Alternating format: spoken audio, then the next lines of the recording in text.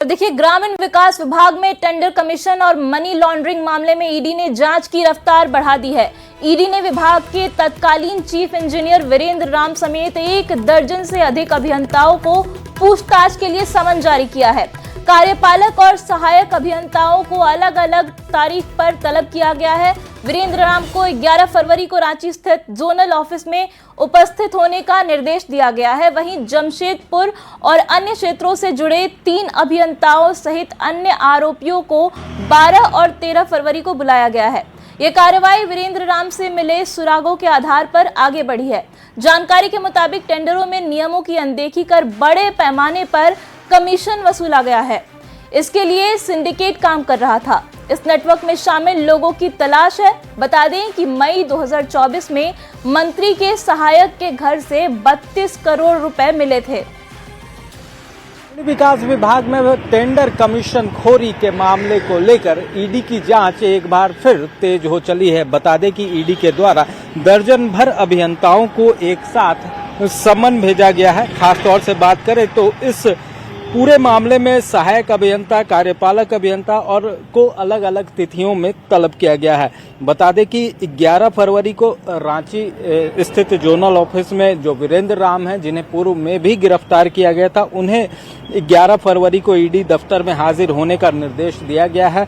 तो वहीं जमशेदपुर और अन्य क्षेत्रों से जुड़े हुए अभियंताओं और आरोपियों को 12 और 13 फरवरी को बुलाया गया है। बता दें कि इस पूरे मामले में जो कमीशन खोरी का जो नेक्सस है वो सामने आया था और इस पूरे मामले में वीरेंद्र राम जो कि पूर्व अभियंता है, मुख्य अभियंता, उन्हें भी गिरफ्तार किया गया था। और पूरे इस केस में देखा जाए तो कई लोग जो है वो सलाखों के पीछे भेजे गए थे, जिसमें कि ग्रामीण विकास विभाग के मंत्री आलमगीर आलम, उनके जो पीएस थे वो भी संजीव लाल, उन्हें भी गिरफ्तार किया गया था। इस पूरे मामले में जो करोड़ों रुपए जो हैं वो बरामद किए थे ईडी ने। और अब इस पूरे मामले की फिर से एक बार जांच जो है वो तेज की गई है। खासतौर से इस जांच का और जो पूछताछ का दायरा है वो बड़ा है, क्योंकि तमाम चीजों को सत्यापित किया जा रहा है। जो साक्ष्यों का संकलन है वो भी पूरी तरह से किया जा रहा है, ताकि कोई भी कमी जो है इस साक्ष्य संकलन में न रहे और दोषी लोगों के खिलाफ कार्रवाई हो सके, जिसे लेकर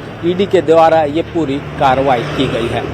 कैमरामैन संजीव तिवारी के साथ ओम प्रकाश, न्यूज़ 18 रांची। और देखिए, दिल्ली में लोकसभा स्पीकर ओम बिरला के खिलाफ विपक्ष द्वारा अविश्वास प्रस्ताव लाने को लेकर बीजेपी सांसद निशिकांत दुबे ने तीखी प्रतिक्रिया दी है। उन्होंने एएनआई से बातचीत में कहा कि विपक्ष जानता है कि इस प्रस्ताव से कुछ भी होने वाला नहीं है, लेकिन फिर भी सिर्फ मीडिया की सुर्खियों में बने रहने के लिए ऐसा कदम उठाया गया है। आपको लगता है कि विपक्ष में कोई हिम्मत है, ताकत है, हैसियत है? आप ये सोचो कि जब उनको पता है कि कुछ होना नहीं है, तो मीडिया के सुर्खियों में बने रहने के लिए कुछ तो करना है ना।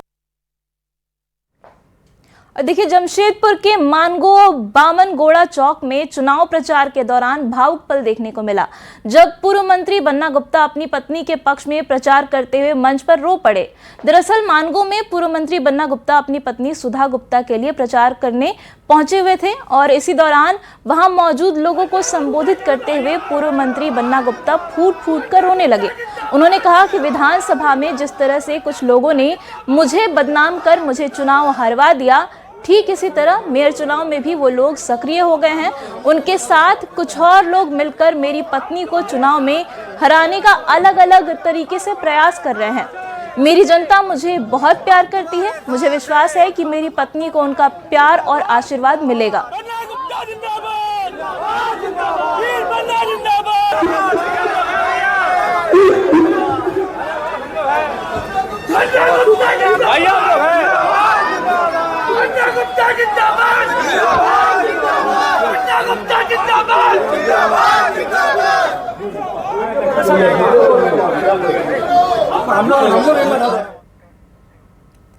झारखंड में निकाय चुनाव इस बार दलीय प्रतीक के बिना हो रहे हैं, लेकिन राज्य की सत्ताधारी पार्टियां इसे लेकर पूरी तरीके से गंभीर हैं।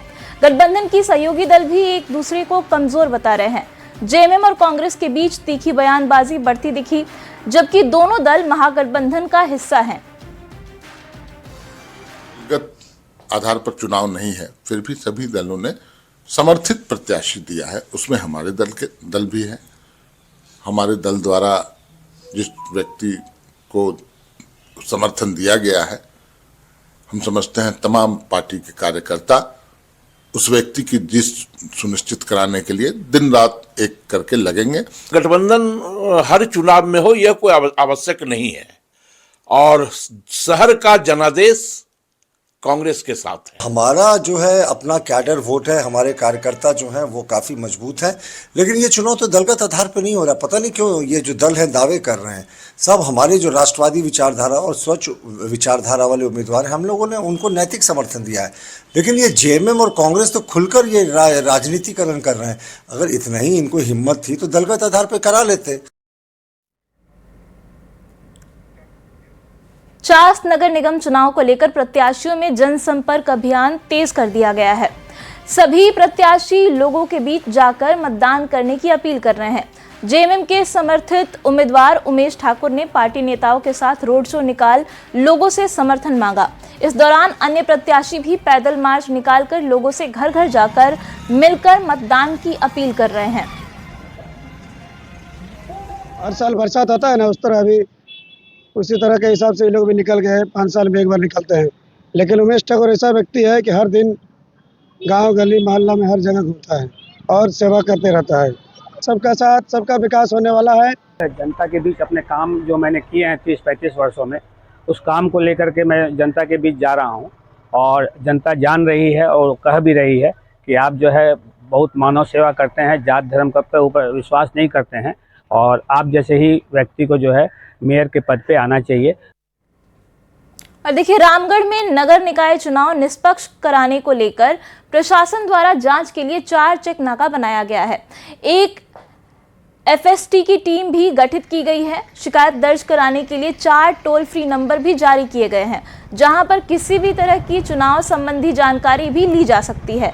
2 टोल फ्री नंबर पुलिस विभाग का और 2 निर्वाचन आयोग का है इसमें, और इसके अलावा ऑब्जर्वर की भी नियुक्ति कर दी गई है। अभी नगर निगम चुनाव में 7 तारीख को हम लोगों ने उम्मीदवारों को चुनाव चिन्ह देने के बाद फलस्वरूप चेकनाका पूरे काम कर रहे हैं और 4 चेकनाका हम लोगों ने बनाया है पूरे रामगढ़ नगर परिषद क्षेत्र में, जिसमें से एक सदर मांडू के पास है, एक पटेल चौक के पास है, एक तिगवार के पास हम लोगों ने बनाया है, एक बरका काना के पास बनाया है। चारों चेकनाका 24 आवर काम कर रहा है। साथ ही एक एफएसटी टीम, उड़नदस्ता टीम जिसको बोलते हैं, अगर कहीं से कोई अचानक से शिकायत आती है तो वहाँ के लिए हम लोगों ने एक एफएसटी का टीम भी बना रखा है कि तुरंत वहाँ पे हम लोग उसको भेज सकते हैं। इसके अलावा हम लोगों ने टोल फ्री नंबर भी 4 जारी किए हैं, 2 पुलिस विभाग से, 2 हमारे विभाग से जारी किए गए हैं कि अगर किसी पब्लिक को कुछ शिकायतें हैं या कुछ जानना चाहते हैं या कोई उम्मीदवार कुछ जानना चाहते हैं तो इस नंबर पे अगर वो बात करेंगे तो उनको सारी जानकारियां दी जाएगी और अगर कोई शिकायत होती है तो उस पर हम लोग त्वरित कार्रवाई। और देखिए, सिमडेगा में भी निकाय चुनाव की तैयारियां तेज हो गई हैं। कलेक्ट्रेट में व्यय ऑब्जर्वर ने सभी प्रत्याशियों के साथ बैठक की। चुनावी खर्च और उसके लेखा जोखा को लेकर कई आवश्यक दिशा निर्देश दिए। सभी प्रत्याशियों को पद के अनुरूप खर्च करने की लिमिट भी बताई गई।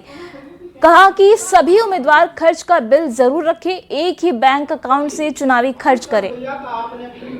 खुला हुआ है अकाउंट में, जो भी सारा पेमेंट आप अकाउंट से लेन देन करें। अगर कैश में कर रहे हैं तो कहां से आपको कैश प्राप्त हुआ है उस खाते। और देखिए, रांची के लालपुर थाना क्षेत्र स्थित बार में पुलिस की दबिश देखने को मिली। बार के अंदर जहां हर व्यक्ति की जांच की गई तो वहीं बार के बाहर कुछ गाड़ियों की भी गहन जांच हुई। दरअसल पुलिस को कुछ अपराधियों के होने की सूचना मिली थी, जिसको लेकर रांची पुलिस ने बार में अपनी दबिश दी। मौके से करीब 6 संदिग्धों को हिरासत में लिया गया है। वरीय पुलिस अधीक्षक महोदय के द्वारा निर्देशित किया गया है कि जो नगर निगम चुनाव है उसके संबंध में एंटी क्राइम चेकिंग है। सड़क पे जो वाहन है, संदिग्ध व्यक्ति है, इसके अलावा शहर में जो बार हैं जहाँ पे विभिन्न प्रकार की सूचना प्राप्त हो रही है कि शस्त्र, अवैध शस्त्र के साथ लोग आते हैं, तो उसके संबंध में एंटी क्राइम चेकिंग। और देखिए, खबर बोकारो से है, जहां 5 हाथियों के झुंड का कहर देखने को मिला। मादा हाथी सबसे ज्यादा आक्रामक है, घर में घुसकर लोगों की जान ले रही है। वन विभाग ड्रोन से हाथियों की खोज में जुटा हुआ है। लुगु पहाड़ में मौजूद 5 हाथियों का झुंड और क्यूआरटी टीम और 19 बांकुड़ा से आए हाथी ये उत्पात मचा रहे हैं। भागने वाले दल के साथ चोरा गांव, मोरपा और डाका में साड़म में निगरानी कर रहे हैं। वन विभाग बोकारो के पदाधिकारी संदीप शिंदे ने भी जानकारी दी और बंधक बनाकर वन विभाग के कर्मियों का मनोबल ना तोड़े, ये भी उन्होंने कहा। संदीप शिंदे ने रात भर माइक के साथ लोगों को सतर्क भी किया है।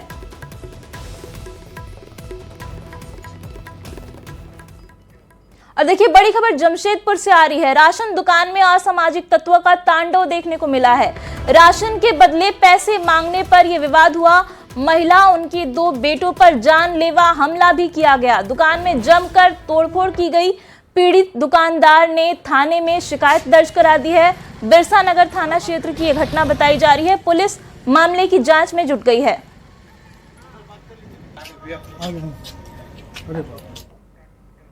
और अगली खबर धनबाद से, जहां चिरकुंडा बीजेपी समर्थित उम्मीदवार के चुनावी कार्यालय में जमकर मारपीट हुई।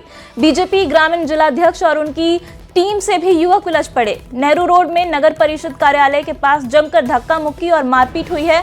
पुलिस ने दोनों पक्ष को समझा बुझाकर मामले को शांत कराया। मारपीट का वीडियो भी तेजी से वायरल हो रहा है।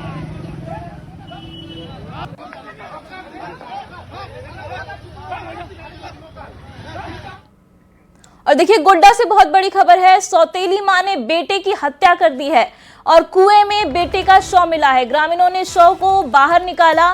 बेटी को सीटेट परीक्षा दिलाने गए थे पिता और इसी दौरान ये घटना हुई है। इस बीच सौतेली मां ने बेटे की जान ले ली। हंदवाड़ा थाना क्षेत्र के परसा गांव की यह घटना बताई जा रही है। पुलिस ने फिलहाल आरोपी मां को गिरफ्तार कर लिया है। मेरा भतीजा है। आपकी भाभी जो है कब शादी हुई थी उनकी दोबारा? यहाँ पे जो सौतेली, ये जो आपकी दूसरी भाभी है, ये कब शादी हुई थी? 2025 में हुआ। 2025 में फरवरी। अच्छा, मतलब साल भर हुआ है। साल भर हुआ। और साल भर होने के बाद ही जो है एक अपने बेटे को जो है मार दिया उसने। मार दिया। किस चीज में फेंका था वो? देखिए Deoghar software technology park of India में हूल उन्नयन परियोजना का शुभारंभ किया गया, जिसका उद्देश्य राज्य के युवाओं को टेक्नोलॉजी, एआई और उद्यमिता से जोड़कर रोजगार के अवसर बढ़ाना है। कार्यक्रम में मुख्य अतिथि के रूप में सांसद निशिकांत दुबे मौजूद रहे। उन्होंने कहा कि इस पहल से लगभग 1,35,000 युवा लाभान्वित होंगे और आदिवासी युवाओं को तकनीकी कौशल के साथ स्टार्टअप और इनोवेशन से जोड़ा जाएगा। एयरक्राफ्ट मेंटेनेंस के लिए, हेलीकॉप्टर मेंटेनेंस के लिए फैसिलिटीज़ यहाँ बहुत कम है और उसकी ट्रेनिंग के लिए कम है। इवन ड्रोन टेक्नोलॉजी जब आएगी तो ड्रोन के लिए भी जो है टेक्नोलॉजी नहीं है, तो वो यहाँ आने वाला है, देवघर एयरपोर्ट पर होने वाला है। दूसरा, अभी आपको पता है VFS ग्लोबल यहाँ टूरिस्ट ट्रेनिंग सेंटर जो है चलाती है, एक केंद्र है, इसी STPI में केंद्र है। हमने उनको रिक्वेस्ट किया है और जो संभावनाएं हैं कि निकट भविष्य में इसी साल VFS के कुछ वीज़ा, जहाँ जिनको कि मिडिल ईस्ट जाना है, जिनको दुबई जाना है, सऊदी अरब जाना है, UK जाना है, यूरोपियन कुछ कंट्री में जाना है, उसके वीज़ा यहीं बनेंगे। अगली खबर हजारीबाग से है, जहां इचाक प्रखंड में UGC बिल के समर्थन में भव्य बाइक रैली निकाली गई। रैली का नेतृत्व संगठन के केंद्रीय अध्यक्ष गौतम कुमार मेहता ने किया। बड़ी संख्या में युवाओं ने इसमें भाग लिया। सभी कार्यकर्ता मुंगरा मैदान में इकट्ठे हुए और वहां से नारेबाजी करते हुए रैली करियातरपुर इचाक बाजार होते हुए NH 33 स्थित इचाक मोड़ पहुंची। रैली के दौरान प्रशासन की ओर से सुरक्षा के कड़े इंतजाम किए गए थे। तो UGC एक्ट 2026 ये बहुत जरूरी है। इसी को लेकर हम लोगों ने लगभग 12 किलोमीटर तक पैदल यात्रा हम लोग निकाले भी, मोटरसाइकिल रैली भी था। लोग नारे बाजे के साथ में जो है रोड पर निकले और एक संदेश दिए। तो दलीय भीड़ नहीं है, दलीय व्यवस्था को तोड़ते हुए या भीड़ आप देख रहे हैं कि इस भीड़ में बीजेपी के भी लोग हैं, इस भीड़ में कांग्रेस के भी लोग हैं, इस भीड़ में MM के भी लोग हैं। मैं सरकार से निवेदन करता हूँ और पानी भोजनालय से UGC लागू किया जाए। और देखिए झारखंड में मौसम का उतार चढ़ाव जारी है। 12 फरवरी के बाद धूप तीखी होने की उम्मीद है, साथ ही तापमान भी बढ़ जाएगा। राज्य भर में अगले 2 दिनों तक सुबह और शाम के वक्त ठंड का एहसास होगा। 10 से 12 फरवरी तक हल्के बादल छाए रहने का भी अनुमान है। हालांकि 12 फरवरी के बाद मौसम साफ होने की संभावना जताई गई है। आपको बता दें कि कल रांची का न्यूनतम तापमान 9.9 डिग्री रहा, जो सामान्य से 2 डिग्री कम है। कल सबसे कम तापमान गुमला का दर्ज किया गया। गुमला का तापमान 6.2 डिग्री दर्ज किया गया। राज्य के 5 जिलों का न्यूनतम तापमान 10 डिग्री से कम है। झारखंड में अगले 2 दिनों में मौसम का मिजाज बदलने वाला है। लोगों को ठंड से राहत हो सकती है। हालांकि अगले 2 दिनों यानी 12 फरवरी तक मौसम विभाग ने यह अनुमान जाहिर किया है कि बादल छाए रहेंगे। सुबह और शाम के वक्त हल्के ठंड का एहसास हो सकता है। हालांकि 12 फरवरी के बाद तापमान में जो है वो गर्माहट का एहसास देखने को मिल सकता है और लोगों को हल्की जो ठंडी है उसका एहसास हो सकता है। मौसम विभाग ने कहा है कि जिस तरीके से अब तक का मौसम रहा है, कल अगर हम बात करें तो राज्य के करीबन 5 ऐसे जिले रहे हैं जहां का तापमान 10 डिग्री से कम रहा है। रांची के न्यूनतम तापमान की बात करें तो रांची का न्यूनतम तापमान भी कल 10 डिग्री से कम दर्ज किया गया है। मौसम पूर्वानुमान की माने तो रांची का कल न्यूनतम तापमान 9.9 डिग्री सेल्सियस दर्ज किया गया है, जो सामान्य से 2 डिग्री कम है। वहीं राज्य में हमने आपको पहले ही बताया कि सबसे कम जो तापमान रहा है वो गुमला जिले का रहा है, जहां गुमला का तापमान 6.3 डिग्री दर्ज किया गया है। मौसम विभाग की माने तो अगले 2 दिनों के बाद जब मौसम का मिजाज बदलेगा तो लोगों को ठंड से जो है वो राहत मिलेगी, गर्मी का एहसास हो सकता है। हालांकि अगले 2 दिनों तक बादल छाए रहने और सुबह के वक्त और शाम के वक्त हल्की जो ठंडी है वो लोगों को लग सकती है। गौरव झा, न्यूज़ 18, रांची। चलिए रुक करते हैं अगली खबर की ओर। सिमडेगा के फाइलेरिया मुक्त बनाने के लिए स्वास्थ्य विभाग लगातार अभियान चला रहा है। 10 फरवरी से 2 प्रखंड सिमडेगा और कोलेबिरा में विशेष अभियान चलाया जाएगा। कार्यक्रम में लोगों को दवाई दी जाएगी और जागरूक भी किया जाएगा।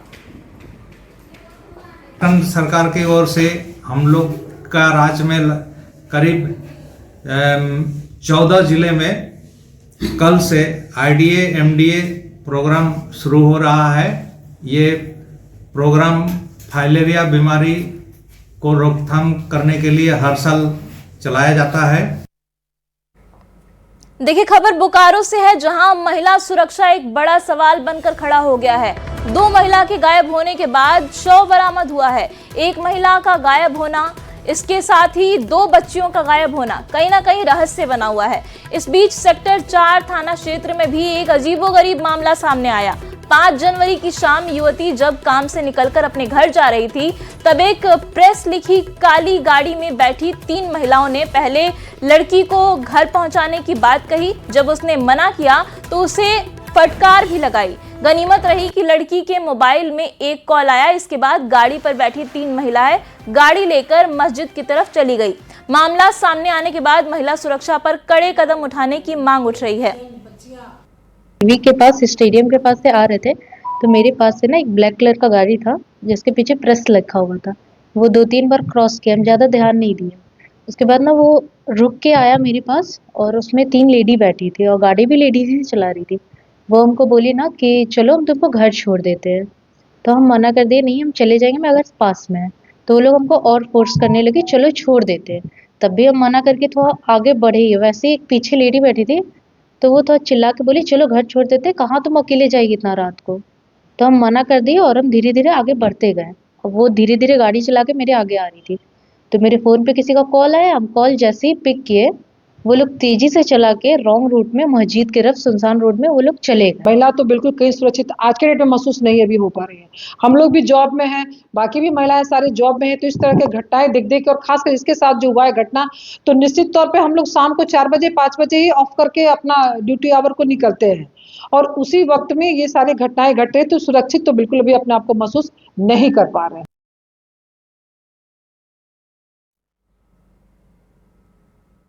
को किसी की बुरी नजर लग गई है, क्योंकि बोकारो में आए दिन महिलाएं बच्चियों के साथ कई तरह की घटनाएं सामने आ रही हैं। एक ताजा मामला बोकारो के सेक्टर 4 में सामने आया है, जहां गुरुवार को एक कामकाजी लड़की अपने घर जा रही थी। इसी दौरान एक प्रेस लिखी हुई काली गाड़ी में 3 महिलाओं ने उसे रोका और कहा कि चलो तुम्हें घर छोड़ देते हैं, लेकिन लड़की ने जब इनकार किया तब उसको महिलाओं ने पहले डांटा और उसके बाद जब उसके पास एक कॉल आया तो गाड़ी लेकर ये लोग भाग गए।